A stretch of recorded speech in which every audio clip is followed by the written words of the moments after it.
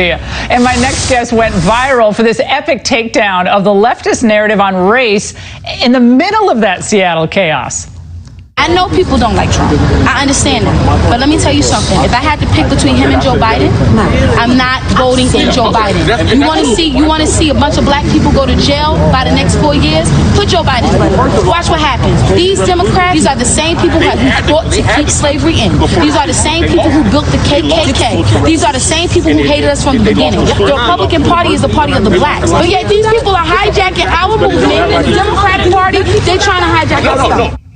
I think I got a copy of that, or a link to that. I sound really old. A link to that by about 30 people. So have you seen this? And joining me now is the woman you just saw, Bevelyn Beatty, activist, co-founder of the Ministries. Bevelyn, okay, I could watch that 10 times over, okay? Can you explain what got you going in that clip? Like, who were you talking to? What sparked that whole thing? Well, I'm going to be honest with you. It was just passion to just tell the truth. You know, actually, that woman, she actually was receptive, and she really wanted to know, like, who are we going to vote for? Because, you know, she kind of, you know, she's been indoctrinated by fake news. So she feel like there's no way out. Biden obviously is incompetent, can't vote for him. Trump seems like the bad guy based off of these fake news outlets. So it's like she really was asking, what's the truth? And so I just had to I couldn't just say vote for Trump, because they completely closed their ears to that. So I had to give her the history of the Republican Party so that she understood, you know, if you really want to stand for a cause, you know, understand why we vote for Trump. And, you know, we were really there to preach the gospel, because we've seen a video about a pastor getting beat up. So it was just passion. And Bevelyn, what is the reaction from others, especially other African-American people on the streets, when you start talking about politics? I know you want to preach too, but you talk about politics and say, think about it this way. Is there hostility directed toward you, or curiosity? Well, to be honest with you, they kind of receive it, because if you want to look at the devices of the devil, you have to look at the Democratic Party. You know, the enemy uses whom he may, and unfortunately it's the Democrat Party. So when we want to talk about facts and we want to get into fleshly logistics, we can always talk law, and even with Black Lives Matter. This is an organization who swears up and down Black Lives Matter, but yet they are supporting Planned Parenthood, and the number one killer of African Americans is abortion. So it's like, when you start to speak to them about this, when you speak on moralistic issues nowadays, you have to talk about politics, because it's not just about religion without morals. You know, politics is in religion, all of the above. You know what I mean? So all of it has to come out.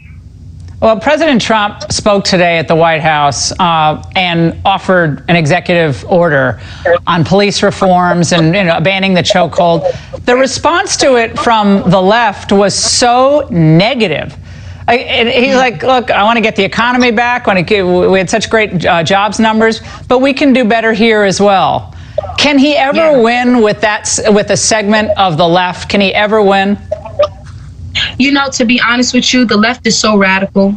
They want you to ban the police. They want Trump to just give up his authorities and just let them run and turn our country into a communist country. That's what the left wants. So anything Trump does, you know, it doesn't matter what he do. They're always going to try to hammer him and just try to close him in and say, no, we don't want it. We want this, we want that. First of all, why in your right mind would you think to defund the police?